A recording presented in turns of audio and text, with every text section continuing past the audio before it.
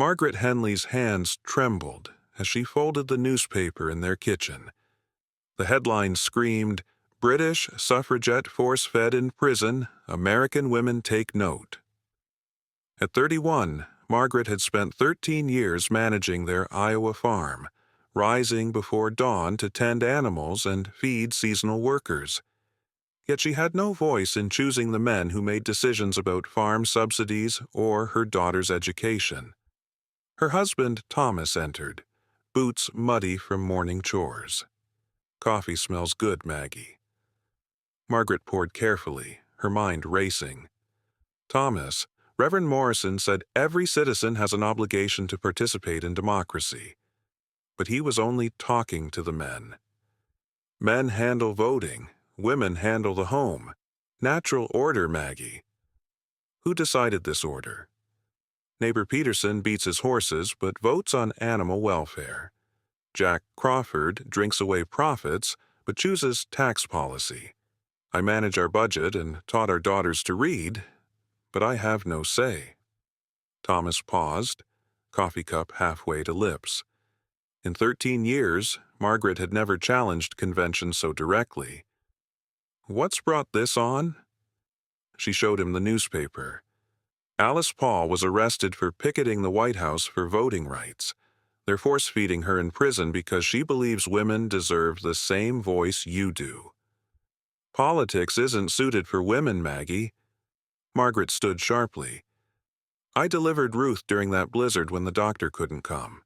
I've slaughtered chickens and negotiated grain prices. What about my life has been gentle? The election is next week. Mayor Richards runs unopposed despite hurting farming families. School board candidates think girls need only enough education to be wives. I'm supposed to accept their decisions because I was born female. Even if you could vote, what would it accomplish? You'd just make a spectacle." Margaret looked out over fields she helped work. Maybe making a spectacle is exactly what's needed. That evening, she wrote a letter to the Cedar Falls Gazette by lamplight. To the editor, "We fought revolution against taxation without representation. Yet half our citizens are taxed while denied voice in how those taxes are spent. True patriotism demands we expand our definition of who deserves a voice in democracy." She signed, Mrs. Thomas Henley, Cedar Falls. Next morning, Margaret walked 3 miles to town. Editor Patterson looked surprised when she entered his office. "I'd like to submit a letter to the editor." He read it, eyebrows rising. "This is quite controversial, Mrs. Henley. Your husband knows? Do you ask men if their wives approve their political opinions?" Patterson looked embarrassed. "Point taken. I'll run it Thursday." Walking home, Margaret felt both terror and exhilaration. She'd crossed from private discontent to public declaration. That evening, she told Thomas about the letter. "The whole town will talk, Maggie. This could affect our business." "What if standing up for what's right costs us customers, Thomas? Would that be too high a price for our daughters to grow up as full citizens?" Thomas stopped pacing and really looked at her. For the first time, he saw not just his wife, but a woman with her own convictions and right to be heard. "I don't know, Maggie. I honestly don't know." Thursday morning brought unseasonable warmth. Margaret finished chores quickly, knowing the newspaper would be distributed by noon. Everyone would know where Mrs. Thomas Henley stood on women's suffrage. The first response came when 3 women approached in a wagon, Mrs. Patterson, Mrs. Richards, and Mrs. Morrison. Their faces showed barely contained outrage. "Margaret Henley, we need to talk." In her parlor, Mrs. Richards spoke first. "What possessed you to write such a scandalous letter?" "Expressing civic opinions isn't scandalous, Eleanor." Mrs. Morrison leaned forward. "God designed men to lead, women to nurture. You're challenging divine order.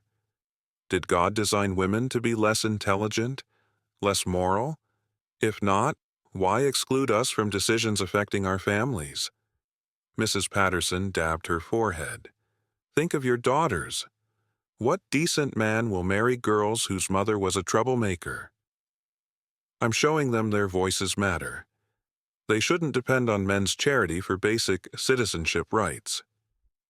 After an hour of lectures and threats, the visitors left frustrated by Margaret's refusal to back down. That afternoon, farmers' wives visited with various excuses, but really came to study the woman who'd voiced what some secretly thought. Sarah Johnson lingered after others left. Mrs. Henley, I wanted to thank you for that letter. I pay taxes on eggs I sell, but can't vote for representatives deciding how those taxes are spent. My husband thinks I'm foolish, but what you wrote made sense. Margaret felt hope surge. Perhaps she wasn't alone.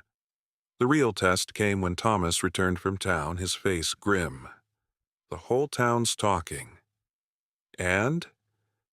Jim Henderson thinks you've been reading radical newspapers. Mayor Richards suggested I control my household better. Reverend Morrison offered to counsel you about wifely submission. Margaret's cheeks burned. What did you tell them? I told them my wife thinks for herself, and if they have problems with her opinions, they can discuss it with her directly. Margaret stared in amazement. This wasn't the response she'd expected. I also talked to Doc Adams. He mentioned Wyoming Territory women have voted for 40 years. Says the sky hasn't fallen and families haven't collapsed. What do you think about that? Thomas was quiet, staring at their fields. Maybe I've been so focused on doing things the old way that I never asked if the old way is right. That night, Thomas surprised her. Maggie, next Tuesday is election day. I know you can't vote legally, but what if you came with me anyway? What if you tried to cast a ballot? Margaret stared. They'll laugh at me. Maybe arrest me. They might, or they might start thinking about why they're laughing. Margaret felt excitement and terror. Actually demanding her right to vote was thrilling and terrifying. You would support me? Even knowing consequences? Thomas reached for her hand. I've been thinking about our daughters, about the world we want them to inherit. Maybe it's time someone stopped accepting how things are and started insisting on how things should be. As Margaret lay awake, she realized her private rebellion had become something larger. Win or lose, she would make her voice heard, and she wouldn't face it alone. Sunday morning brought an Indian summer warmth to Cedar Falls, but the atmosphere inside the Methodist church felt decidedly chilly when Margaret and Thomas entered with their daughters. Conversations stopped mid-sentence, and several women pointedly turned away as the Henley family took their usual pew near the middle of the sanctuary. Reverend Morrison's sermon, normally focused on practical Christian living, took on a distinctly pointed tone. The Apostle Paul tells us that women should remain silent in the churches and be submissive to their husbands, for they are not permitted to speak, he intoned, his eyes finding Margaret in the congregation. This divine instruction extends beyond the church walls to all areas of public life. When we challenge God's established order, we invite chaos and moral decay into our communities. Margaret felt every eye in the church upon her. Emma, her 10-year-old daughter, whispered, "Mama, why is everyone staring at us?"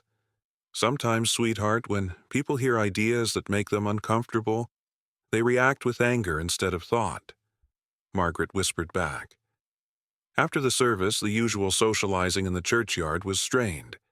Most families avoided the Henleys entirely, though Margaret noticed several women watching her with expressions that seemed more curious than hostile.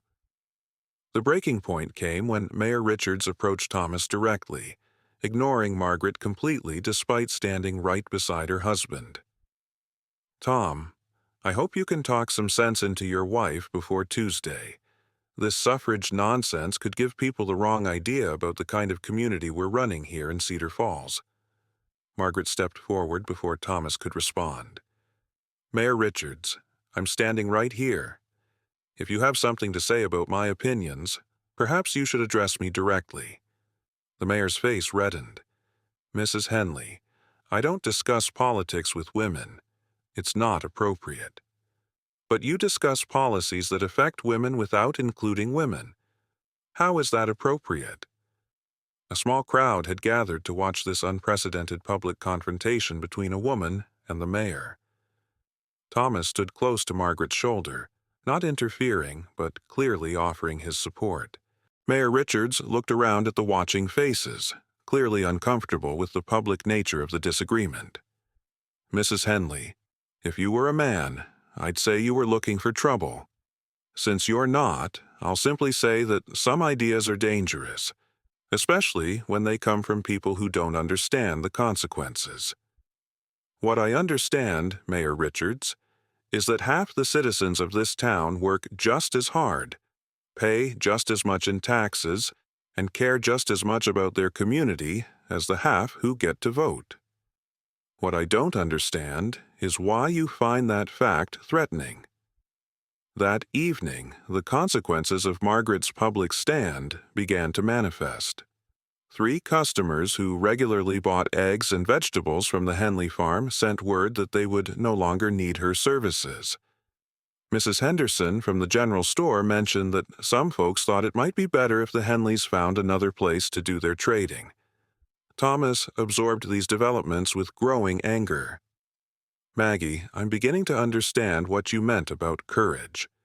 It takes more backbone to face down social pressure than it does to plow a straight furrow in rocky soil. Monday brought an unexpected visitor.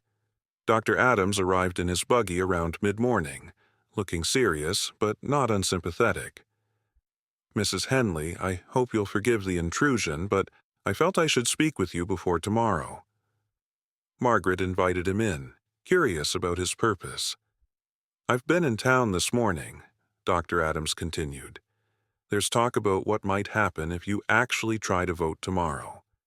Some of the men are saying it would be a good time to teach you and any other women a lesson about knowing your place. Margaret felt a chill that had nothing to do with the weather. What kind of lesson? Nothing violent, I don't think. Cedar Falls isn't that kind of town. But public humiliation, certainly. Perhaps some legal consequences if Sheriff Bradley decides to make an example of you. Thomas entered the kitchen just in time to hear this last exchange. Doc, are you advising my wife to abandon her principles out of fear? Dr. Adams shook his head. I'm advising her to understand the full cost of her convictions. Mrs. Henley, I admire your courage, but I've seen what happens to women who challenge the system too directly. They get labeled as troublemakers, their families suffer, and often their message gets lost in the scandal. Margaret considered the doctor's words carefully. Dr. Adams, what would you advise a man to do if he believed strongly in a principle worth fighting for? I'd advise him to fight, of course. Then why should my being a woman change that advice? Dr. Adams smiled for the first time since arriving. You know, Mrs. Henley, I think you're going to surprise a lot of people tomorrow. That evening, as Margaret tucked her daughters into bed, Emma asked the question that had been weighing on her mind. Mama, are you really going to try to vote tomorrow like the men do? Yes, sweetheart, I am. Will they let you? Margaret smoothed her daughter's hair, choosing her words carefully. I don't think they will, Emma. But sometimes doing the right thing isn't about winning. Sometimes it's about showing people that change is possible, even if it doesn't happen right away. Ruth, 8 years old and always the more practical of the 2 sisters, piped up from her bed. Mama, if you can't vote, who will speak for us girls when we grow up? The innocence of the question nearly brought tears to Margaret's eyes. That's exactly why I have to try, Ruthie, so that when you grow up, you'll have your own voice. After the girls were asleep, Margaret and Thomas sat at their kitchen table, planning for the next day. They both understood that their actions would have consequences that extended far beyond the voting booth. Thomas, I want you to know that if this ruins us financially, If we lose friends or customers or standing in the community, I'll understand if you come to regret supporting me." Thomas reached across the table and took her hands. "Maggie, 13 years ago, I married a woman I thought was gentle and obedient and content to follow my lead. Tomorrow, I'm going to stand beside a woman who's brave and principled and willing to fight for what she believes in. I like this version of my wife better." Margaret felt tears spring to her eyes. "Even if I fail, especially if you fail with dignity and purpose, our daughters are going to remember this day for the rest of their lives. I want them to remember that their mother stood up for their future, and their father stood up for their mother." As they prepared for bed, Margaret laid out her best dress, the navy blue one with pearl buttons that she wore to church and special occasions. Tomorrow she would need to look respectable, unquestionable, like exactly the kind of citizen who deserved a voice in democracy. Outside, the October wind rustled through the corn stalks that Thomas would harvest next week. Inside, Margaret Henley prepared to harvest something far more precious: the courage to demand her place as an equal citizen in the country of her birth.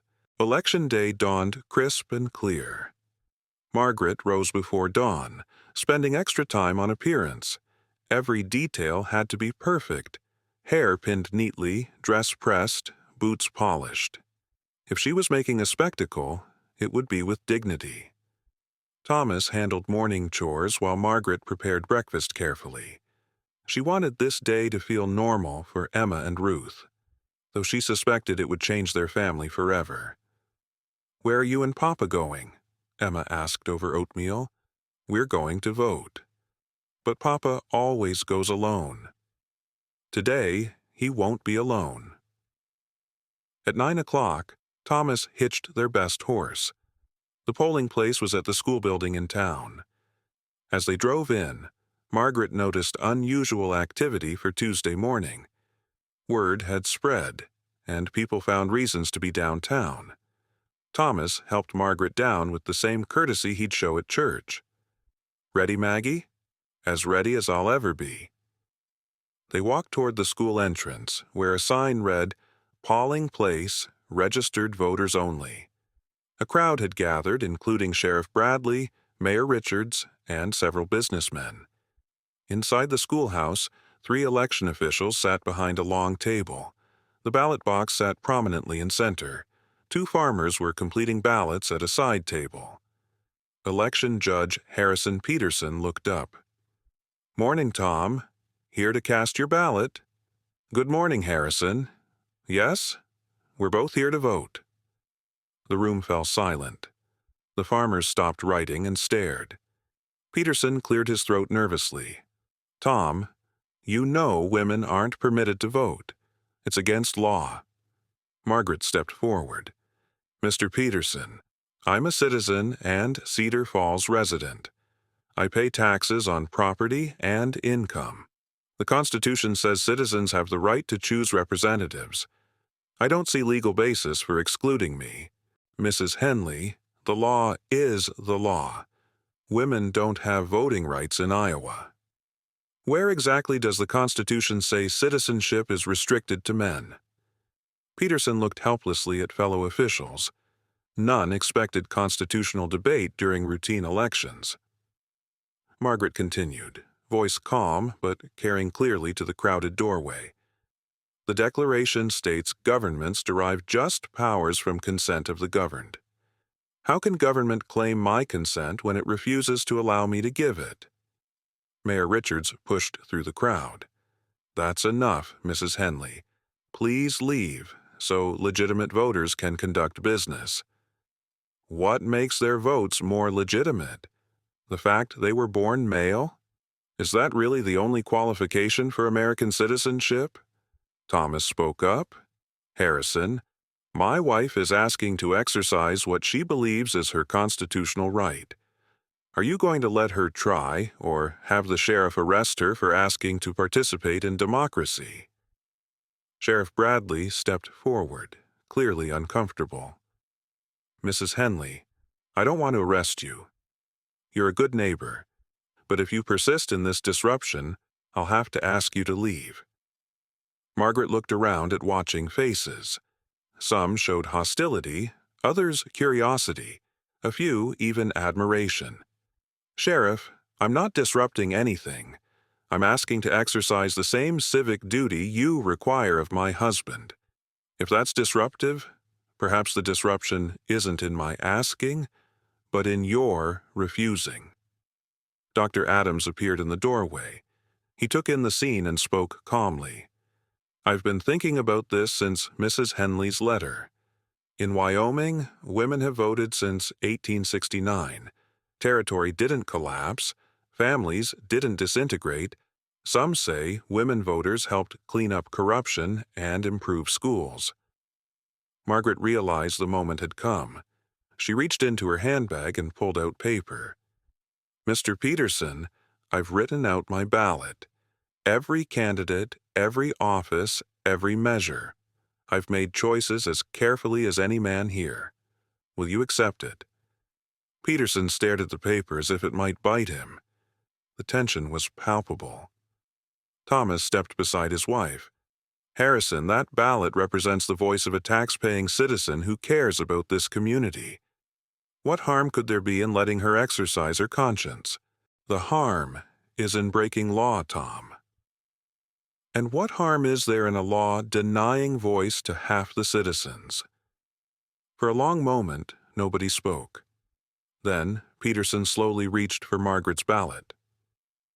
"I can't officially count this," he said quietly, "but I can acknowledge you've made your choices known." He placed Margaret's ballot in a separate box beside the official one. Margaret felt tears sting her eyes. It wasn't a legal vote, but it was recognition, a crack in the wall. "Thank you, Mr. Peterson. That's all I asked for. The chance to be heard." As they left the schoolhouse, Margaret was surprised to find women waiting outside. Sarah Johnson was there along with 5 other farmers' wives and schoolteacher Miss Catherine Wells. Sarah stepped forward. "Mrs. Henley, we heard what you were doing. We wanted you to know you're not alone." Miss Wells added, "I can't vote either, even though I'm educating the next generation of voters. Thank you for speaking up for all of us." That evening, word spread quickly through Cedar Falls. Responses were mixed, some scandalized, others thoughtful, a few quietly supportive. Thomas found Margaret writing another letter to the editor. Yes, about what we learned today. And what did we learn? Margaret looked up from writing. "We learned change is possible, even when it seems impossible. We learned when one person stands up for what's right, others find courage to stand with them, and democracy is stronger when more voices are heard, not fewer." Any regrets? None at all.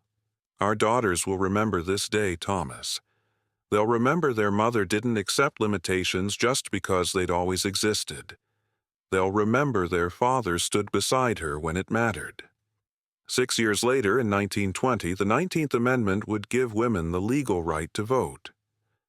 But on that October day in 1914, in small-town Iowa, Margaret Henley and her husband Thomas proved that change begins not with laws, but with the courage to demand that principles be lived, not just proclaimed. The horse Thomas had considered selling was never sold.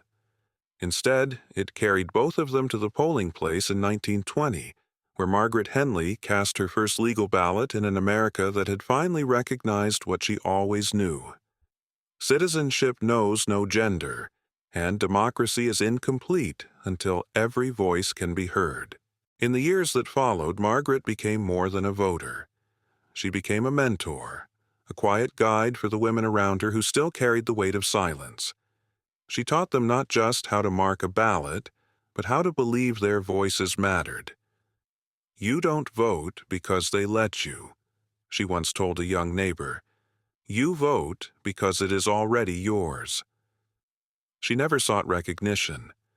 Her name was not printed in textbooks or carved in marble, but in town meetings, in church halls, and in the letters she wrote to her daughters and nieces, her legacy deepened. Never confuse tradition with truth, she wrote in neat cursive on aging paper. What has always been is not always what must be. Thomas, too, carried the quiet pride of a man who had chosen to listen before leading. In a time when men were taught to speak over, he had learned to stand beside. That choice, simple, radical, echoed through his family in ways he couldn't have foreseen. His sons learned gentleness. His daughters learned fire. By the time their grandchildren were born, the world had changed again. Wars had come and gone. Rights had been won, then challenged, then won again.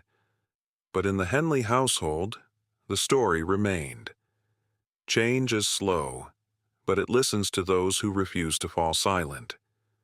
And sometimes, around the kitchen table, they would still talk about that October day, about the ride on the old bay horse, about the cold wind and the warm certainty in Margaret's voice, about the moment when one woman in Iowa looked at a closed door and chose to knock louder, not for permission, but for history to hear her coming. And it did.